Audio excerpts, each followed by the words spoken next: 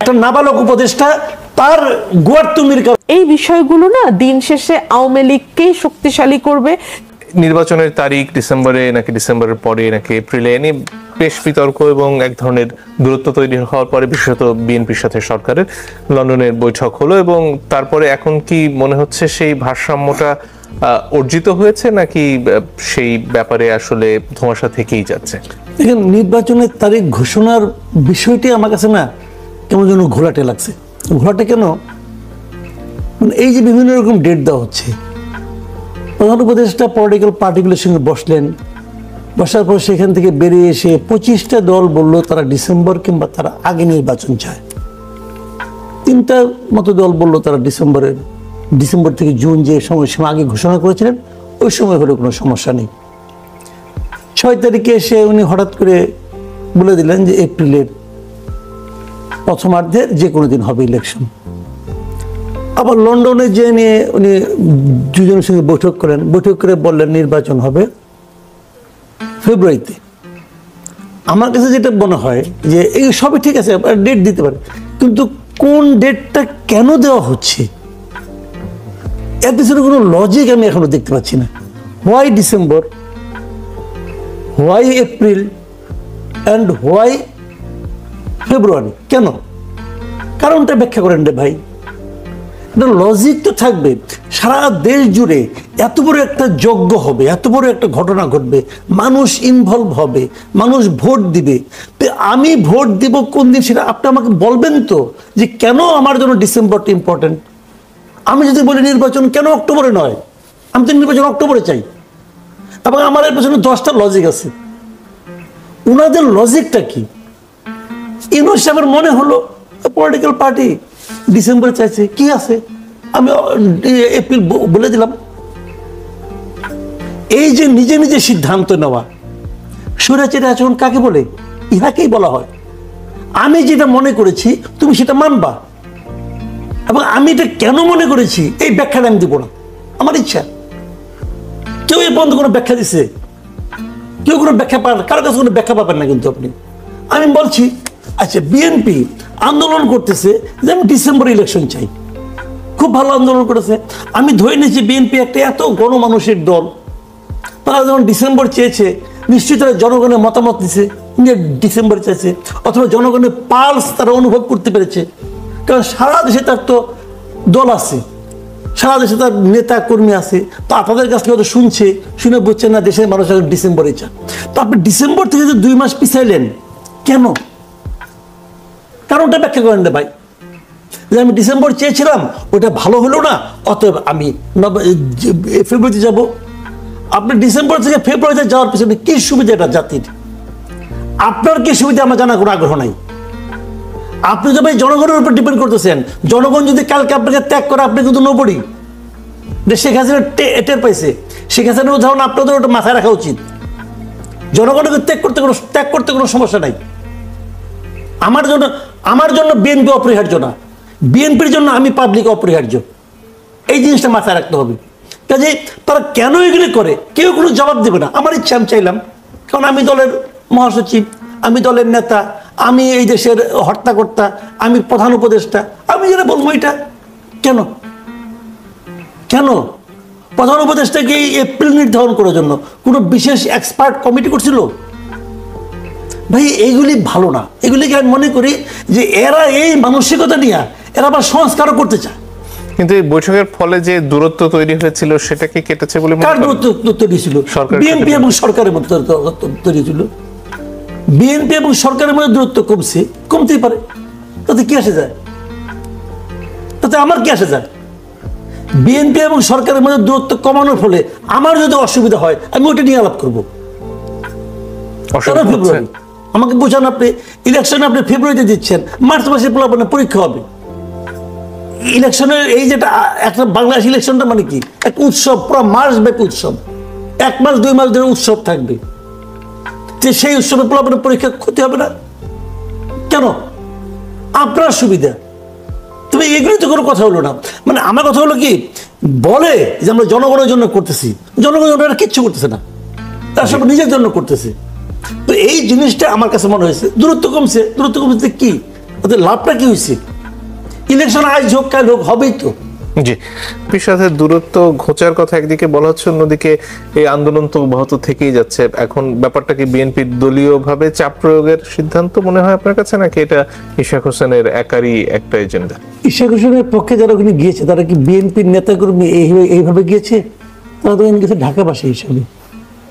ঢাকা দক্ষিণের যারা জনগণ, তারা তো ইশাক হোসেনকে ভোট দিয়েছে, ভোট দেয়নি? ভোট তো দিয়েছে। এবং সেই নির্বাচনে ইশাক হোসেন যে নির্বাচিত হয়েছে, এটা তো আদালত কর্তৃক স্বীকৃত। দুইটা আদালত বলছে তাই সে নির্বাচিত হয়েছে। হাইকোর্ট বলেছে তার আপনার ইলেকশন কমিশনের মানে করার পরে, গ্যাজেট করার পরে আর কিছু লাগে না। তো তাকে শপথ পালন হচ্ছে না কেন? আপনি এই ব্যাখ্যাটা আমাকে দেন। সরকার তরফে বলা হচ্ছে যে মেয়াদ শেষ হয়ে গেছে। মেয়াদ শেষ হতে এখন, মেয়াদটা এখন শেষ হয়েছে। আপনি আমাকে হাইপোথেটিক্যালি ধরেন তো, যে লোকগুলি ইশাক হোসেনকে ভোট দিয়েছে তারা কেন ভোট দিয়েছিল? যে ইশাক হোসেন 5 বছর মেয়র থাকবে, এটাই তো। ইশাক হোসেন কয়দিন মেয়র ছিল? একদিনও না। একদিনও মেয়র ছিল না তো। তারপরও আমি ধরলাম যে তারা মনে করছে যে মেয়র না থাকুক, আমার দরকার নাই, আমার আইন আছে মেয়াদ হয়ে পর্যন্ত। তো মেয়াদের আগে হাইকোর্টের রায় হয় নাই?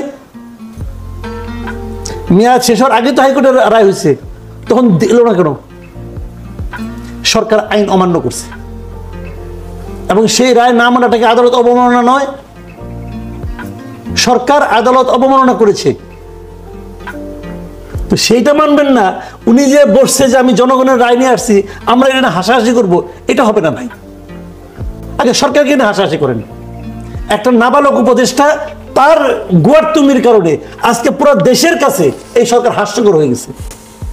জাস্ট হাস্যকর। সরকার আমার বলুন ভাই, সরকারের মতো অনেক লোক, আপনি নিজেও আইন বুঝেন, আপনি আমার বুঝান কোন আইনে তারা শপথ দিল না?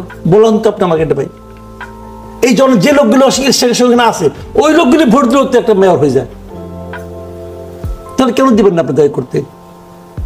এই জ্ঞান নিয়ে, এই বুদ্ধি নিয়ে, এই মানে আপনার মানুষের প্রতি এই ফিলিংসটা নিয়ে আপনারা আসেন সরকার চালাইতে। এখন তো মেয়াদ শেষ, এখন কি করার? এখন আলাপাদের আগে পরের আগেটা শেষ করেন।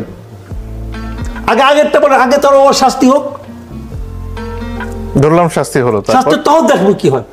মানে তখন কি এখন ইশাক হোসেন যা করছেন সেটা আমি মনে করি ইশাক হোসেনকে 5 বছরের জন্য মেয়র রাখা উচিত। এটা আমি পার্সোনাল, কারণ আমি তো আমার তো ভোটার আসে, আমি তো ওই এলাকায় অধিবাসী। আমার এলাকায় যারা ভোট দিয়েছে ইশাক হোসেনকে, তার থেকে 5 বছরের জন্য ভোট দিয়েছে। আচ্ছা, ইশাক হোসেনের এই মামলায় জিতলো কোন? আপনাদের সব জানেন কি কারণে জিতলো। মানে পয়েন্টটা কি ছিল? পয়েন্টটা ছিল যে তাপস সাহেব তার আপনার সংসদ সদস্যের পদত্যাগ না করে মেয়রের জন্য সে মনোনয়ন দিছে। তার মনোনয়নই অবৈধ। তার যদি মনোনয়ন অবৈধ হয়, ইশাক হোসেন যদি 10টা ভোটে পায় থাকে, সে মেয়র ভাই।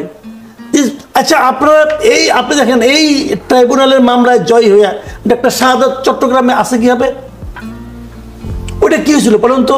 ওইটা তো আগেই তারা ঘোষণা করছে। দেখেন কতগুলি পয়েন্ট এখানে।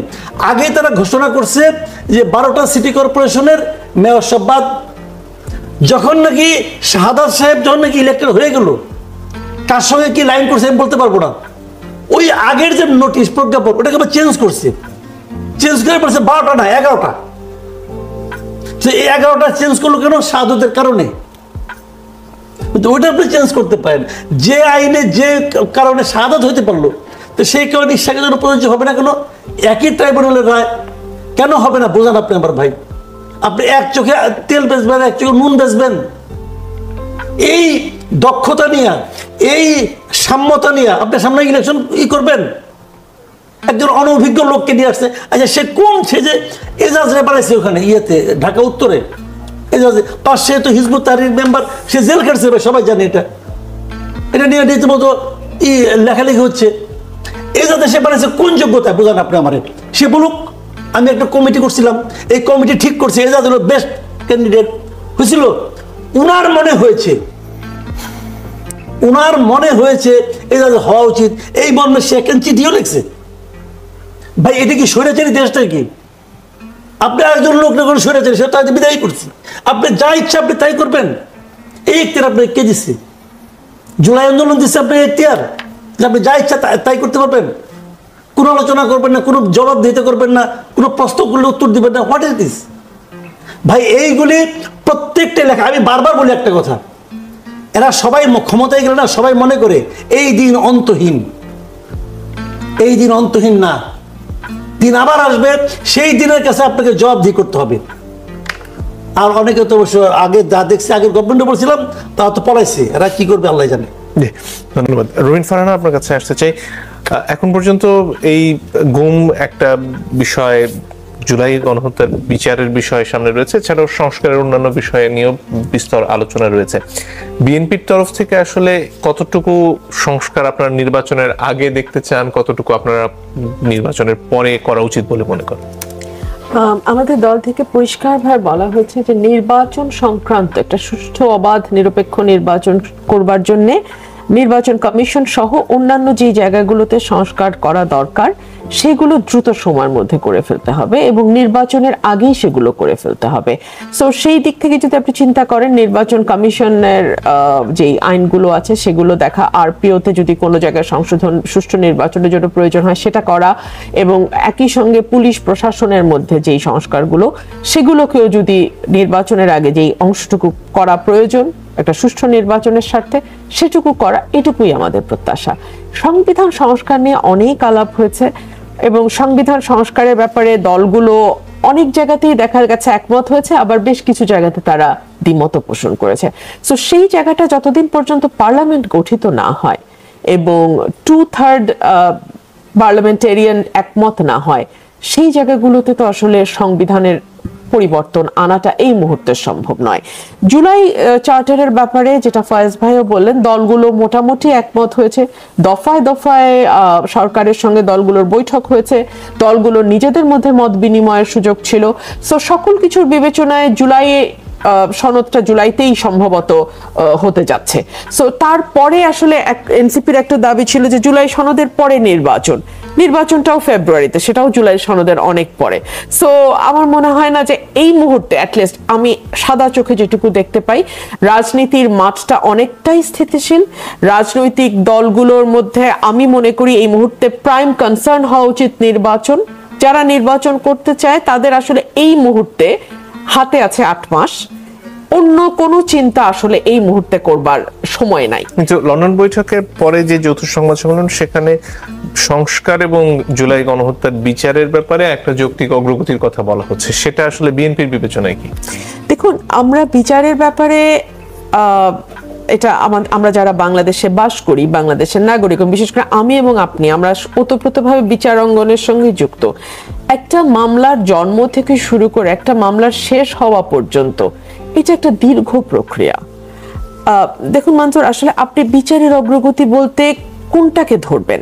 আপনি কি এফআইআর দায়েরকে বোঝাবেন, চার্জশিটকে বোঝাবেন, নিম্ন আদালতের রায় বোঝাবেন, উচ্চ আদালত বোঝাবেন, অ্যাপেলেট ডিভিশনে যাবেন, রিভিউ পিটিশন পর্যন্ত চিন্তা করবেন? কত দূর আপনি আসলে ভাববেন? সো বিচারটা আমরা আশা করব দ্রুততম সময়ের মধ্যে, যেটা রিজনেবল।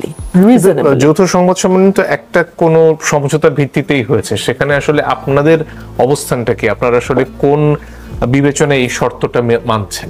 দেখুন, আমরা যেটা বলেছি যে বিএনপি এই 15 বছরের সবচেয়ে বড় ভিকটিম। এটা কিন্তু আজকে ফয়েজ ভাইও একই কথা বললেন যে বিএনপির মতন নির্যাতিত আর কোনো পলিটিক্যাল পার্টি হয় নাই, এবং বিএনপি নির্যাতিত হয়েছেই আওয়ামী লীগের দুঃশাসনের দ্বারাই। বিএনপির চেয়ারপারসন, বিএনপির অ্যাক্টিং চেয়ারম্যান, মহাসচিব, একেবারে তৃণমূলের যেই ওয়ার্ড কমিটির যেই সদস্য, একই রকম অবস্থায় প্রত্যেককে ফেলা হয়েছে। সো বিচারের ব্যাপারে আমার মনে হয় বিএনপির চেয়ে বেশি সক্রিয় আর কারো পক্ষে হওয়া সম্ভব না। বিএনপি সক্রিয় হবে, তবে একই সঙ্গে আমি আশা করব এবং আমি বিশ্বাস করি বিচারটা নিউট্রালি এবং যার যা অপরাধ সেই অনুযায়ী বিচার হবে। আমরা যেমন মানে এই সরকারের মানে আওয়ামী লীগের পতনের পর গণহারে হত্যা মামলা হতে দেখেছি, আমরা দেখেছি আইনজীবীদের অনেক সময় বাধা দেওয়া হয়েছে মামলা লড়তে। এই বিষয়গুলো না দিন শেষে আওয়ামী লীগকেই শক্তিশালী করবে, দিন শেষে আওয়ামী লীগের মামলাগুলোকেই জনগণের চোখে হালকা করে দিবে। সো আমার মনে হয় সরকারে যেই থাকুক, যেই আসুক, তারা বিষয়গুলো বিবেচনায় নিয়েই যাতে একটা ফেয়ার ট্রায়াল হয়। আওয়ামী লীগ যে অপরাধ করেছে মঞ্জুর, তাতে একটা ফেয়ার ট্রায়াল যথেষ্ট তাদের টপ লিডারশিপ থেকে শুরু করে তাদের একেবারে কর্মী লেভেলের প্রত্যেককে বিচারের আওতায় আনবার জন্য। এটার জন্য তাদের মানে ম্যাস পিপলের কাছে কোনো রকম সিম্প্যাথি তারা পায়, এইরকম ঘটনা না ঘটালেও আমার মনে হয় ভালো হয়। এর পাশাপাশি আগে যে 3টি নির্বাচন নিয়ে তদন্তের কথা বলা হচ্ছে, সেটার ব্যাপারে আপনি কি ভাবছেন? গত যে 3টি 14, 18 এবং 24-এর নির্বাচন, এই 3টি নির্বাচনে নির্বাচন কমিশনে যারা ছিল তারা হচ্ছে প্রাইম রেসপন্সিবল। তাদেরকে প্রত্যেককে নির্বাচন কমিশনের 5 জন করে কমিশনার সহ যারা নির্বাচন প্রক্রিয়ার সঙ্গে যুক্ত প্রত্যেককে বিচারের আওতায় আনা উচিত। একই সঙ্গে সেই সময় যারা মাঠ পর্যায়ে দায়িত্ব পালন করেছে, সেটা ওসি থেকে শুরু করে ইউনো থেকে শুরু করে যারা মাঠ পর্যায়ে এই 3টা নির্বাচনে দায়িত্ব পালন করছে তাদেরকেও বিচারের আওতায় আনা উচিত। এবং last but not the least, আমরা অবাক হয়ে দেখেছি আমাদের বিচার বিভাগ, আমি তাদেরকে বিচারের আওতায় আনতে হবে এটা আমি বলছি না, বাট আমি জাস্ট মনে করিয়ে দিচ্ছি যে বিচার বিভাগ 3টা নির্বাচন এরকম হয়ে গেল, সুমোটো একটা রুল ইস্যু হলো না কোনো বেঞ্চ থেকে যে এইরকম কারচুপিপূর্ণ নির্বাচন হয়েছে, সরকার যেন জবাব দেয়, নির্বাচন কমিশন যেন জবাব দেয়। সুমোটো একটা রুল কি হতে পারতো না? আমি আপনার কাছে অ্যাডভাইস চাইছি Manzur, as a lawyer, what do you think? একটা সুমোটো রুল কি আমরা পেতে পারতাম না? কিন্তু এই যে দায়িত্ব যারা নিয়েছিলেন এই নির্বাচনের সময়, সেখানে তো একেবারে প্রিজাইডিং কর্মকর্তা পর্যন্ত আছেন যারা বিভিন্ন স্কুলের শিক্ষক বা অন্যান্য ব্যাংকে চাকরি করেন। আপনি কি তাদের উপরেও একই পরিমাণ দায় দিচ্ছেন?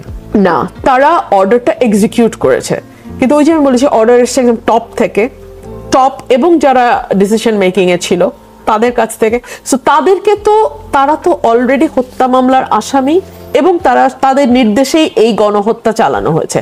সো তাদের বিরুদ্ধে সেই মামলা যেমন চলবে, একই সঙ্গে নির্বাচন নির্বাচনে কারচুপি করার নির্দেশ দেয়া এবং প্রত্যেকটা এমপি যার যার এলাকায় তার মতো করে সাজিয়ে নিয়েছে, তার মতো করে মানে কারচুপি করেছে। সো আমার মনে হয় না যে এই 3টা নির্বাচনে যারা সরকার পক্ষ থেকে এমপি হয়েছে, সরকারি দল থেকে এমপি হয়েছে, তাদেরকেও বিচারের আওতার বাইরে থাকবে। জি, ধন্যবাদ। জনাব মাসুদ কামাল, যদি আর কিছু যোগ করার থাকে। না, ঠিকই আছে সবকিছুই। আমি রুবিন ফারহানের একটা কথা কেটে বলি, উনি যে নির্বাচনে সুমোটো রুল আশা করতেছিলেন, বিচারকরা কি এসকে সিনহার ঘটনা জানতো না? ওই সময় কি বাস্তবতা ছিল যেখানে চিফ জাস্টিস নামাই দেয়, এখন দেশ থেকে বের করে দেয়, সেখানে আরেকটা বিচারক এটা দেখার পরেও সে সুমোটো রুল দিবে না? ভাই, এই বাংলাদেশ তখন কি ছিল উনি জানেন না? তো এটা আশা করে লাভ নেই রে ভাই। এখনই বা কি হচ্ছে আপনি বলেন তো আমাকে, এখনই বা কি হচ্ছে? যেই বিচারক রায় দিল যে ডক্টর ইউনূসকে 666 কোটি টাকা দিতে হবে, সেই বিচারক রায় লিখতে পারে না কেন? যখন উনি রায়টা লিখতে পারলেন না, তাহলে উনি তাহলে বলতেছেন যে আগের রায়টা আমার ঠিক ছিল না। যদি আগের রায়টা ওনার ঠিক না থাকে, একটা ভুল রায় দেওয়ার পর অথবা চাপে পড়ে রায় দেওয়ার পর উনি আবার বিচার কার্য পরিচালনা করেন কিভাবে? ওনার কি সে নৈতিক অবস্থানটা থাকে? আবার পরে যদি রায় দেয়, আমি যদি বলি এমনও তো হতে পারে, পরে এখন যখন রায় লিখতে উনি পারতেছেন না, মামলা রায় প্রত্যাহার করে নিচ্ছেন যখন, তখন যদি আমি বলি এখন আপনি যে আগেও চাপে পড়ে দিচ্ছেন, এখন আপনি চাপে পড়ে আবার রায় প্রত্যাহার করে নিলেন, যদি কেউ প্রশ্ন করে উনি কি জবাব দিবে রে ভাই? আর ইউনূস সাহেব কোনো আমি আগা মাথা বুঝি না, ওনারা এইভাবে এগুলি করতে হয়।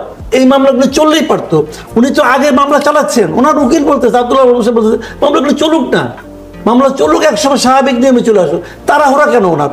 তবে ওনারও ঝামেলা আছে রে ভাই। শুনেন, মানুষটা সব প্রমাণ করতে পারবে না, মানুষটা সন্দেহ করতে পারবে।